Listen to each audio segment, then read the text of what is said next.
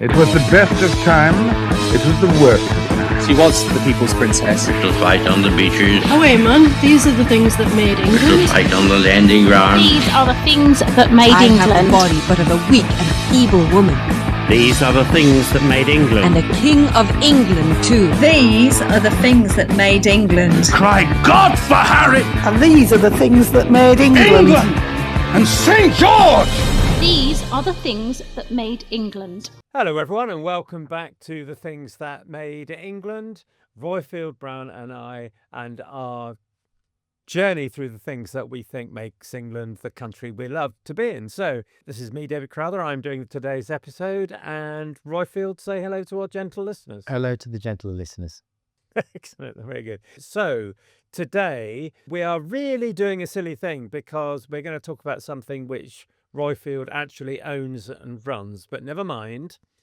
Let me start with a quote.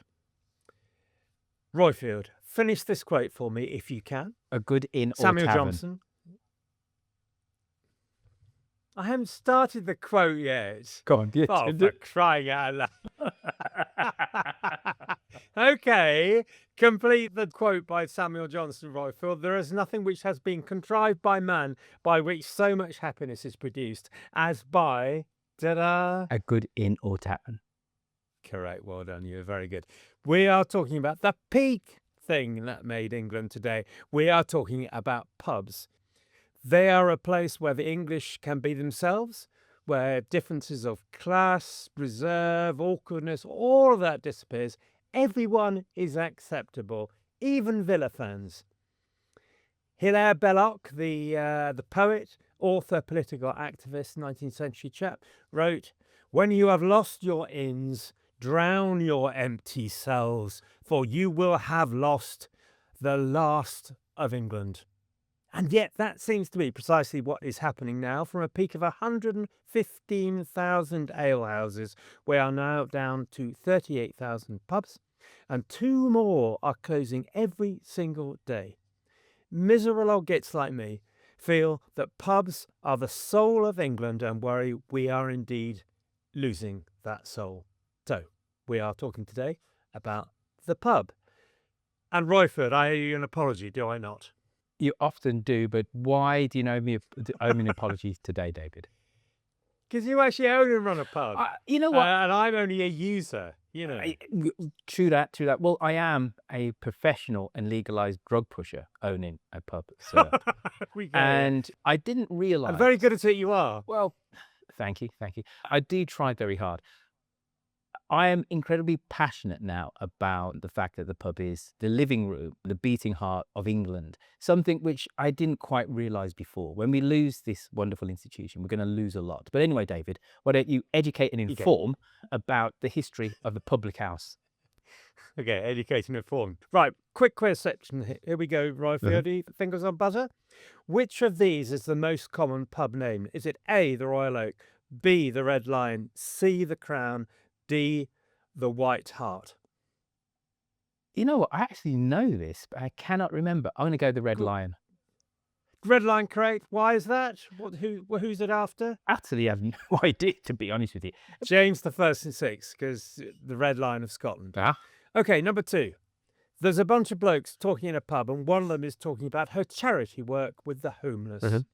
They ask then John what he does, and he says, yeah, he does work with the sad, deprived, homeless and the lonely too.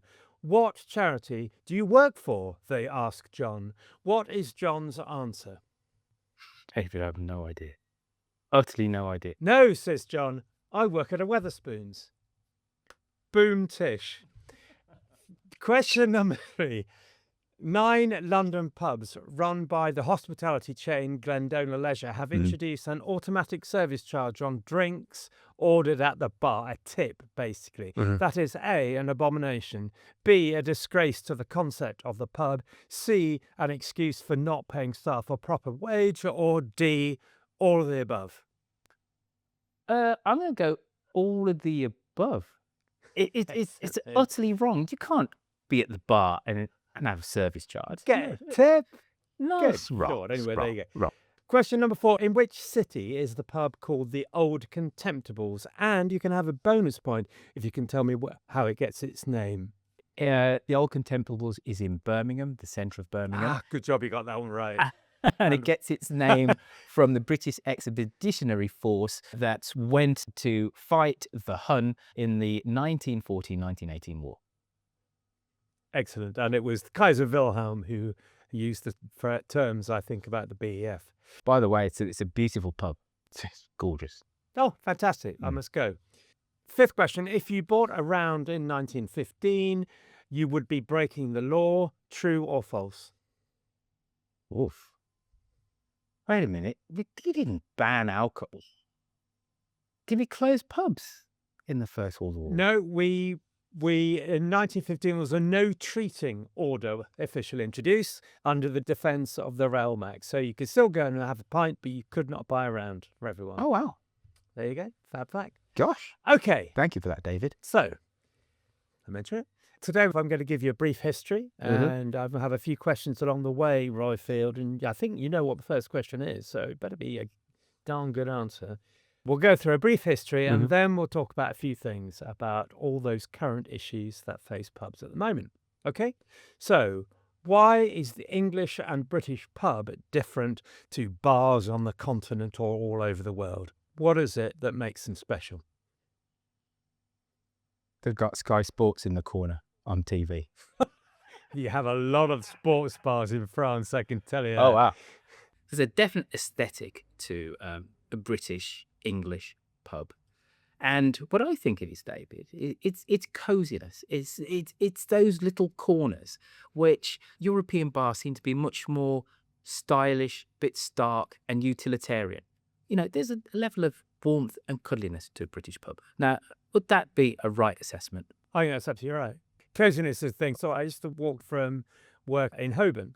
I'd walk past all the London bars, and they're all crowded out in the middle of London and all the rest of it. All of them had an element of coze about them. I think also the thing about modern pub, which is different from older pub, is that you can do anything there now. You have a cup of tea in mid-morning, whatever. It's not just, sitting around drinking beer. I'd also add quite a few things, actually. Community feel is absolutely at the core of them. They're very much rooted in place, especially in rural areas, but also cities. There's a tradition of real ale, even if that's not the big thing, if they're doing lagers or wine or whatever. Real ale has been at the heart of the pubs, and I think still is. There is no table service. Many places around the world do table service. You have to go to the bar, and because you have to go to the bar, you have an introduction to the most English of institutions, the queue. There was a quote from a Dutch bloke who was talking to me. He said, "It's mad, absolutely mad. I have no idea," he said, "how the English managed to buy a beer. But we know exactly who's next in the queue and what the etiquette is." So those are my ideas of why a pub is different. Does that figure with you, or have I gone off on one? No, it figures with me. You have not gone up on one. I mean, given that, you So actually far, own so and good. run one and all that, and I just drink in one. Anyway, there we go. Okay, so we're going to have a brief history, and then when that's done, we can have a chat about all the sort of things that are going on at the moment and the things that worry us and all the rest of it. So, brief history of pubs. As I say, they very much started in community for the first, 1,500 years or so. All it was about the best alewives in the village who'd open their house up and say to people, "You can come in."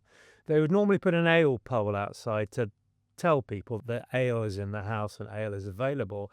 And they often put greenery around it. Very often berries, actually, because old ale before about 1500 was not the sort of thing you'd expect to drink now. It's more like a soup, and they'd flavour it with all kinds of things. They didn't really use hops very much, so it's very different from modern beer and indeed modern ale. Medieval times, you get the impact of the pilgrimage. So people would sometimes look for an inn to meet or stay in. Very famously, did you do Chaucer? Are you a big fan of Chaucer, Royfield? I'm a moderate fan of Chaucer, and I didn't do Chaucer because I went to a comp. You didn't do the Whiff of Bass, Tala, and all that. Anyway. Did not, sir. Well, I did the Whiff of Bass, Tala. Anyway, the prologue, they meet at an inn. Famously, they meet at the Tabard Inn. They begin to develop a little bit. Inns begin to develop. And often they just put up tents and sleep on the way, but they like to meet there. They like to go there. So you get quite a few pub names which are about that pilgrimage thing. The Lamb, for example, the Ark, the Crown and Arrows, and the Angel, things like that. That's another lovely thing about pubs. The names are fantastic and an art form in themselves, and indeed the signs. And that comes up in about 1393 because Richard II made it law to have a sign outside. Why did he decide there needs to be a sign outside Royfield? I did have a couple of questions to ask you, David. But first, to come to this sign thing, surely it's just pure marketing now. You want people to know that this place is selling intoxicating liquor. That would be a lovely thing. And, you're so right. And I'm sure, you being a natural at marketing would do that for Temper and Brown and all the rest of it. But actually not. Richard II was not interested in marketing whatsoever. He was just interested in taxing people. So you had to have it outside because then he knew he could come in and tax you. So we get the beer sign thing. Sorry, go on. Just whilst we're here in this medieval times, it seems like every Belgian beer or French beer historically was brewed by monks. Why didn't we have that same tradition over here? Well, we kind of did. I mean, certainly monasteries brew beer and offer it to travellers if they came in. I think the thing about the monks in Belgian places, they invent beer, don't they, basically? Around 800, I think a German monastery invents beer. So they're brewing actually quite a different thing. But it's a good point. I don't know why then they just didn't, that didn't become a tradition for us. Whereas as you say, it certainly did. Yes, they invent lager, don't they? And bottom brewed beer, as it were. And hops beer, so it lasts longer, which we'll come to in a minute, actually. Good question. Thank you. Sorry I couldn't answer it very well. So where were we? Oh, yes, 1393, Richard II, and the arrival of signs. And signs is a subject all in itself, and a fantastic one. I absolutely love the pub sign thing. So you get some local sort of things. So in Warwickshire, you're probably used to the Bear and Ragged Staff around the Earl of Warwick and all that sort of thing. There are jokes. So we have one near us called the Dewdrop Inn. It's not a great joke. I don't say they're made around great jokes, but there are some sort of funny ones. Famous characters, the Iron Duke, the hero, many other obvious ones. Activities, cricketers, bat and ball, that sort of thing. And actually the social reformers. So there's a temperance pub in Fulham, which I always think is a bit of a hoot because it seems like a slightly false dichotomy. And where would you find the Martyrs pub, Royfield? Because I know you're good on your radical history. In the village of Towpuddle, sir. Ah, you're clever. You're so good. I didn't think you'd get that, actually. And then Heaven and Hell. Do you know where you used to find the Heaven and Hell pubs? Absolutely not, no. They were the two pubs known in Westminster. Oh, okay. Interesting. I don't know if they still exist. Anyway. So around 1500, things begin to change. We get beer, as discussed. It's been invented way back, 800, I think, but we had nothing to do with it until around about 1500. And the thing about hopped beer is that it lasts much longer, and so things become much more commercial. Blokes take over rather than alewives, although alewives will still brew for domestically and all the rest of it. But it starts to become a business, and people start to make significant amounts of money on it.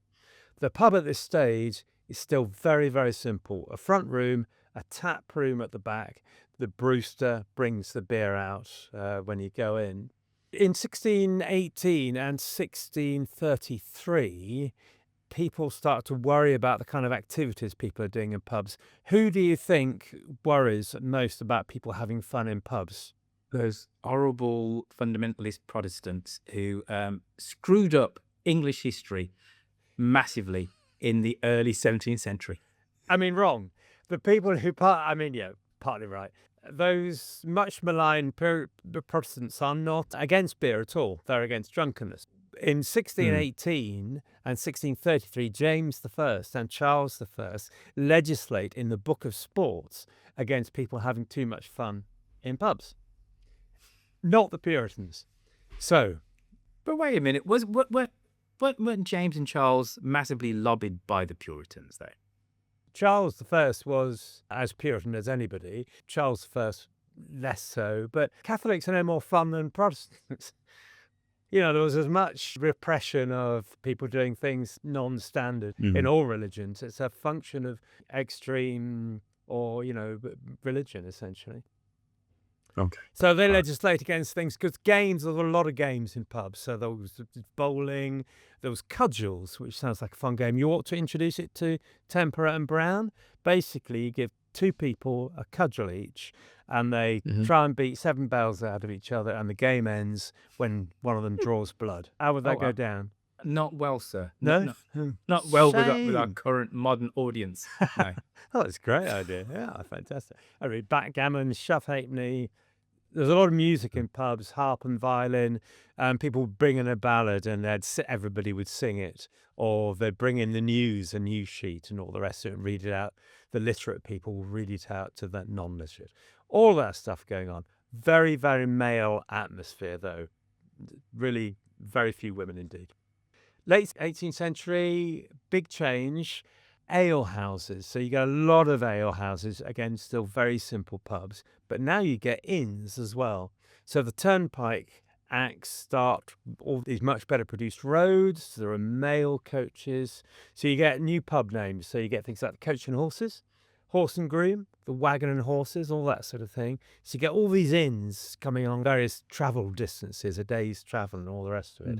Loughborough, for example, was a travelling stop. And that gives you... David, Go ahead. round about this time, early, 18th century, end of the 17th century, we had the rise of the coffee shop. And the coffee shop is always talked about as being this intellectual kind of haven. Why does that happen? Why do we see people reading papers in coffee shops and discussing the matters of the day and not in pubs? Okay. Well, I think on the rise of the coffee shop, of course, that starts in the 1650s. So another bit of bad information about Puritans is that there's no fun going on there. Well, coffee shops go wild in the 1650s because Puritans love coffee because it's a way for people to have community and get together without getting legless. So they really take off in the 1650s. But you'd also get a lot of interaction of that type in taverns, but also pubs. So as I mentioned, the literate people would come into the pub and they'd bring a news sheet with them and they'd read out the news sheet so that everybody could follow it because, of course, literacy rates were relatively low. So, okay, it's a slightly different vibe in a coffee shop. And because you had to pay to come in or you have to pay for services, you are getting a more elite class of people going to coffee shops by and large. And therefore, they're probably talking about different things. So maybe that's the answer. But there's plenty of interaction and political interaction in the pub as well. People would sit there and write down libels and go and stick it on, saying scurrilous things about their local landlord who's racking the rents or whatever, and stick it on his door. It's a lively place inside a pub, for sure. Have I answered sufficiently? You have answered very well. Excellent. Well done. Thank you. It's a positive environment, this, isn't it? So you got inns, and as we've mentioned, you've got taverns. Inns have a relatively short life in a way, although you'll still see loads of inns around, or things that were county inns, but they can become a real community centre. They dances, assemblies, and also you have courts in the local inn, which I think is a real hoot. I got a lovely quote from the Chief Justice of the Assizes coming down, and the bloke's appalled that the guy is making judgments on people's lives. Quote, amidst the smoking of pipes, the clattering of pots, the noise and ordure of a narrow room infected with drinking and a throng. It's a lovely thought, this magistrate sitting there with a glass of wine in one hand, signing a warrant for somebody's arrest with the other. Anyway, it wouldn't happen these days, obviously.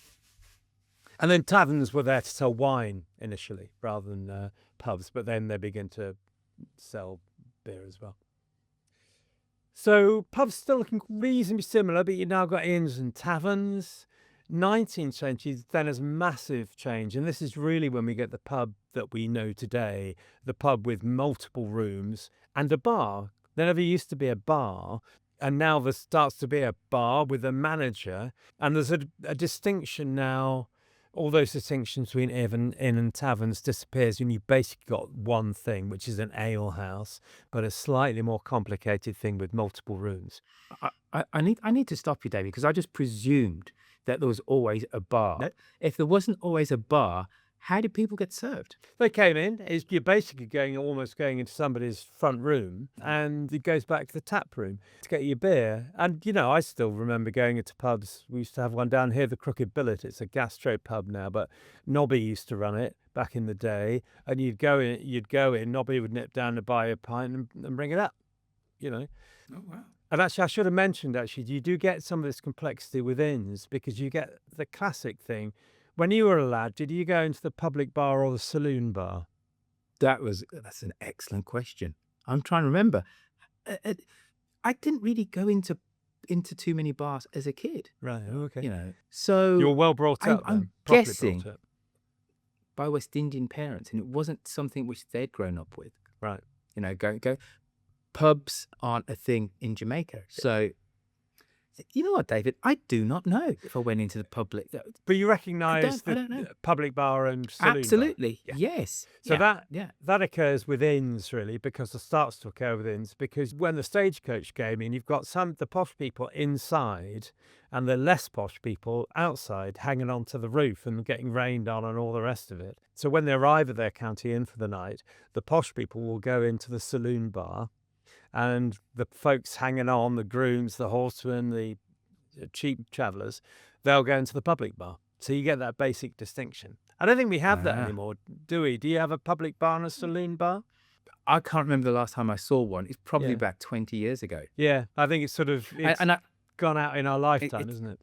Yes, there was one in Notting Hill which definitely had that distinction, but it was more of theatre than actuality. I don't think anybody really knew what the difference was. I'm trying to remember. It was on the corner of Westbourne Grove and Portobello Road, but they had it, and that's a good 20 years ago. Yeah. Good 20 years I mean, it used to be a real difference. You went into the public bar and there was a darts board there.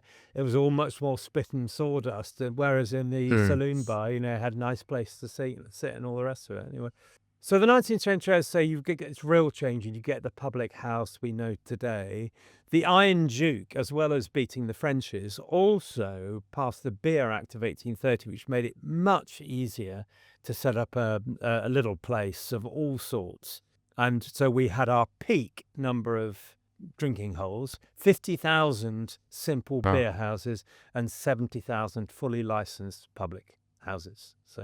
And it became at this stage a very working class environment. So there was a parliamentary inquiry of 1852, which put it rather nicely, which said, no person above the rank of a labouring man or artisan would venture into a public house.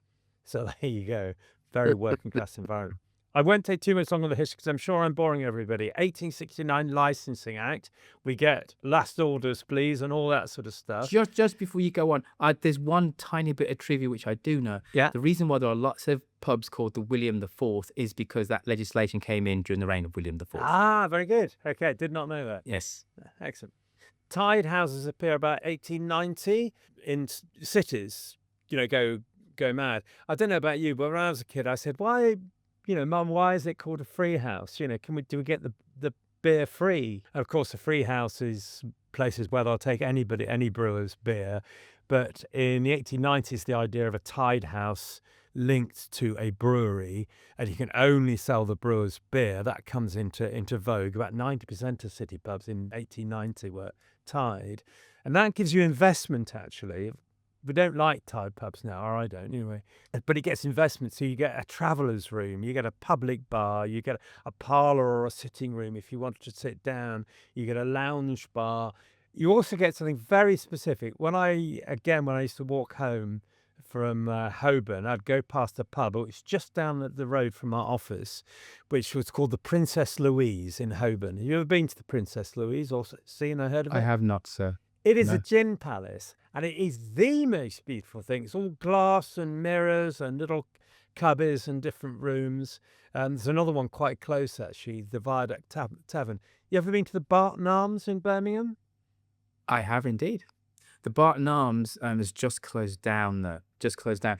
It's a very famous pub in that it's a massive Victorian pub in Newtown, Aston, And it's been left, but with the redevelopment in the 1960s of that whole area, it's been left in that it's this massive Victorian pub and there's nothing else around it other than this kind of modernist, kind of brutalist kind of architecture. Right. But it's a big Aston Villa pub. And it's famous for Laurel and Hardy going there in the 1930s, I think. But it's just kind of unsustainable with the changing demographics of that area and this large population of Muslims and whatever now, that it's just been left as this kind of like island. Right. Big villa pub, but it's unsustainable. It's incredibly big, beautiful, but it closed down, I'm going to say about 9 months ago for the second time. And I think you cannot run a traditional pub out of it anymore. It's too big. Right. And that area has just changed so much. It's probably listed, actually. I don't know, but it's probably listed. So hopefully the decor will survive. 20th century, almost finished. Interwar years, you get this improved public house, which was encouraged by the government to welcome the whole family into pubs. So you get the taps appearing on the bar, which are now sort of obviously standard. You get a games room. There might be a snug. There might be a music room.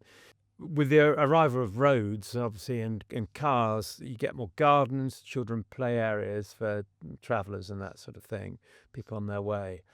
George Orwell writes a very famous article, because George Orwell, as well as being, a novelist and visionary, was very much a journalist. The Moon Under Water it's called, where he describes his perfect pub. And I think a whole load of those things, people who are my age certainly would recognise, Victorian fittings, a roaring fire, noisy distractions like, I don't know, games and whatever, simple but hearty food.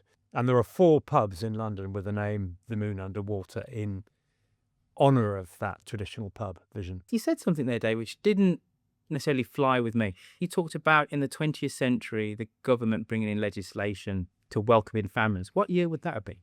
Oh, I don't know. Whether it's legislation or I don't know. I think it may be tax breaks and that sort of thing. But certainly I'll put on this thing, actually, a sort of schema of an improved public house. Basically, they're trying to welcome the family in. But I don't think there's a Family into Pubs Act or whatever. Oh, okay. It's just that I always see that as like a Tony Blair thing, which I suppose technically could be the 20th century. But I see it as the 21st century. Because I always remember interwar years, pubs. sorry. Yeah. Oh, okay. Well, I always remember pubs as being somewhere which was, you didn't bring families. You didn't bring children, total anathema. And almost in opposite to the decline of pubs is the restriction on licensing hours. That, pubs were open 24 hours a day up until the First World War. And then we clamped down on that. And we say because we want the workforce to be sober in the workplace when they're building munitions and doing all this stuff. But also there is a big movement, and you mentioned a pub called the Temperance. The Temperance Society is kind of pretty strong back then and is incredibly strong in the United States and in Canada, and we have prohibition.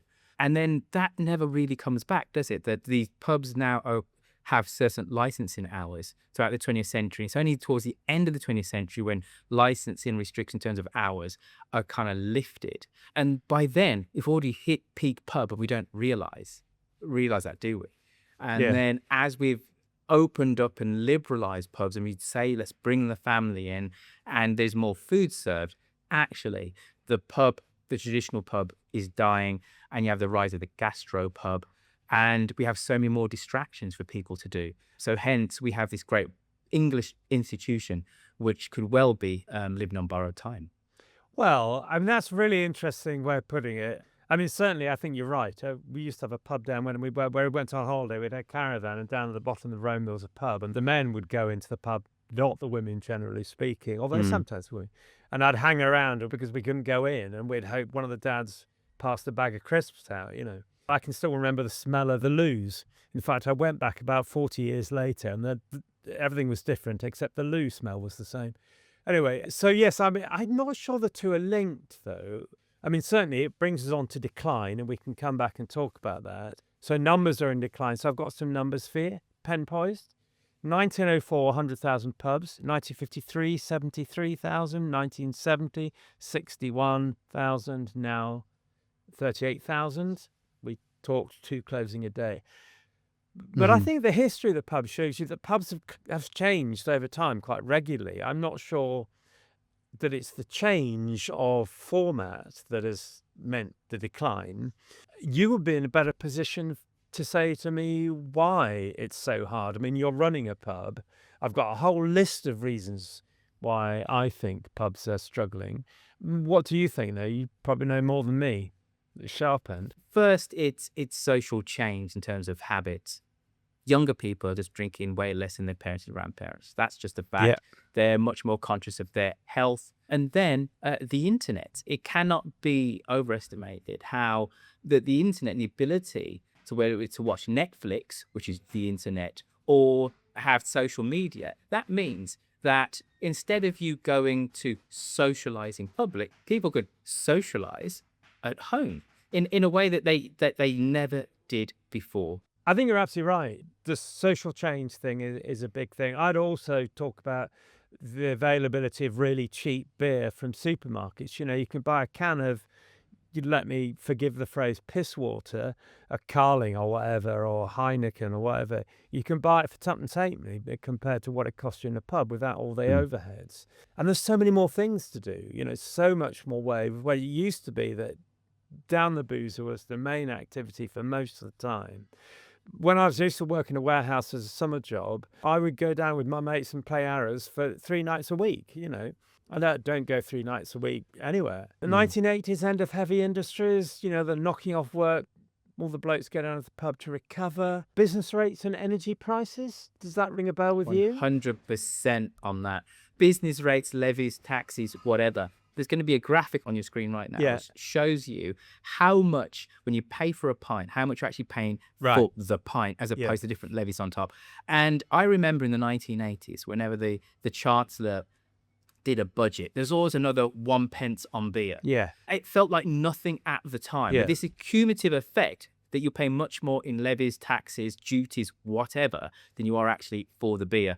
So it does mean that this is incredibly much more expensive than it ever was for past generations. And it can't be overestimated how important supermarkets are in terms of killing pubs. Just as a real life example of this, how expensive it is in a pub relative for a unit of alcohol compared to a supermarket.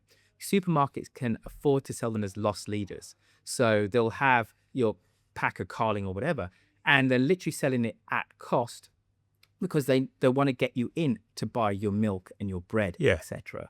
So what it means for a publican like me is if we run out of vodka, let's say on a Saturday night, which always means that it's a good night, it's a party night, I can run round to Tesco's and buy a bottle of vodka as cheap as I can from a wholesaler. Yeah.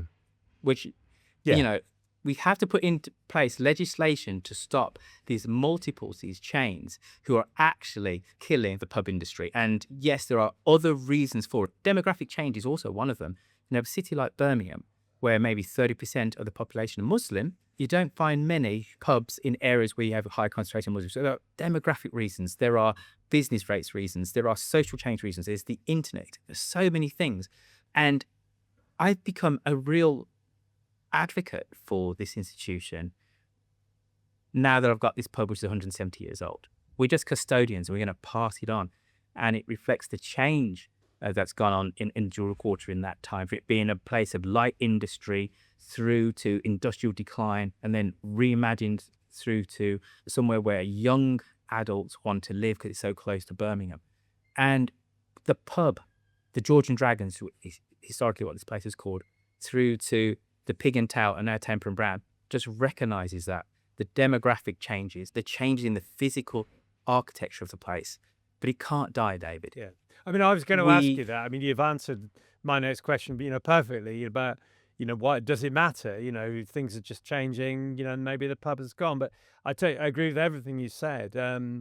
So, and in particular in rural areas, I live in a rural area. You might remember you once braved the green stuff and came to the pub, the Five Horseshoes, which is basically my most local pub. Fantastic place in a small community, really the only public space. And that's now been closed for 2 years. Some property developer wants to sell it off, make 4 houses. They'll make millions if they do it. We've raised an asset community value on it. We're hoping that he can't find a buyer because that makes it more difficult for developers. But that's gut-wrenching. This gorgeous pub, gone. There's nothing to replace it. There's nothing else there. So for rural communities, and the rural pubs, it seems to me, are going most, it's a disaster. There's a stat from 2003 that 25% of adults go to pub at least once a week. 27% of people will meet their spouse there. I bet that figure, meet your spouse there, I bet that's nowhere now. So, and what should we do about it, Royfield? We both agree it's well, there is a lot of pressure on the government now to really look into safeguarding public spaces, public houses, but it's multi-pronged. So many people don't drink alcohol anymore, so pubs need to react to that, and you've got to have a wider menu of things which don't have alcohol. That's one thing. Number two, as we said before, we actually need legislation around supermarkets. Supermarkets are the most corrosive thing which is killing supermarkets and chains, which is killing British high streets and ergo the pub. So you've got to put in legislation that says you cannot sell this stuff at cost. You cannot, or even make a slight loss on it as a loss leader. You can't, because it's destroying one of the building blocks of the fabric of Britain, the pub. And then we've also got to look at VAT. VAT rates on hospitality are less in Ireland. I think they're 7% in Ireland. They're between 15 and 10% all around Europe. That alone is not going to stop pubs closing, but it's going to give breathing space to those businesses which are still operating. We've got to get rid of this 20% VAT rate for hospitality, because we are very much a special industry in that regard, and we have community importance. Yeah, I mean, the cost is far wider, isn't it? I totally agree. There are another couple of movements. So there's now a micro pub movement to go along with the micro beer movement. About 700 of these, absolutely no frills, no bar, table service, no games and that sort of thing. So that's one solution of trying to do different things. Wetherspoons, I don't know what you think of Wetherspoons. Are you a pro or against Gin Wetherspoons? I think it's a fantastic business, but it's killing independent local bars and pubs. So you can recognise the genius. And also, one of the things that they do, which I really do laud, is the fact that you have one cup of tea, one cup of coffee, and you can have multiple refills. So hence, the old, the lonely go there during the day, and there's a buzz there, and they're reading newspapers, and they're talking to each other because they can afford to be there. That's brilliant. But the competitive strength of them being able to order beer nationally at a discounted price to everybody else, it means it's totally uncompetitive for the rest of us. Yeah, I mean, I agree. It's the dichotomy, isn't it? It cuts both ways. But you get good cask ale at low prices because they buy the almost out of date stock on scale. But there is one at least they're keeping pubs going. All of these things we need to stop because we've been going on for ages. There is another thing to go to, actually, but I need to mention, which is Plunkett UK. There's the community pub movement, which has got about 350 pubs now, I think. And that changes the dynamic a lot because it's not profit-based, where it's less profit-based. Obviously, you've got to pay the manager and all the rest of it. But that's another fantastic model. And Plunkett UK, for anybody out there thinking about protecting their local pub and trying to make it work when it's been closed down or whatever, go to Plunkett UK. Fantastic charity. All the advice you can get. I think we need to finish. Are you right? Or is there anything else that you want to say before I ask you the last question? Thank you for letting me rant on about the evils of supermarkets and we could large go on forever chains ranting, and couldn't pubs. we? We could. Because what's your last it's question? really important. The last question is, so I thought we'd have a TTME rating of how important this is to English life. 13 out of 10, mate. 13 out of 10. I'll just give you the 13 answer. out of 10. I was going for 100 score, so 13 would be disappointing. But 130 then. There you go. There you go. When people who are not English think about England, they think about the pub. They do. That's how important it is. Yeah, perfect. Okay, so do come and subscribe on the Things That Made England on YouTube. We also, apparently, I'm told, have an Instagram account. But come to the YouTube is the main thing. We also release this as a podcast on the TTME feed, so come and see us there. And I think that's it from me. What about you, Royfield? We done? That's all from me. But what we need to tell people, if they've got this far along in our wonderful podcast about pubs, why don't you subscribe so you'll get a little notification whenever we put up a new episode of the Things That Made England, so you can have it for your viewing pleasure. Perfect. All right. Thanks for listening and watching, everybody. Bye from me and goodbye from me.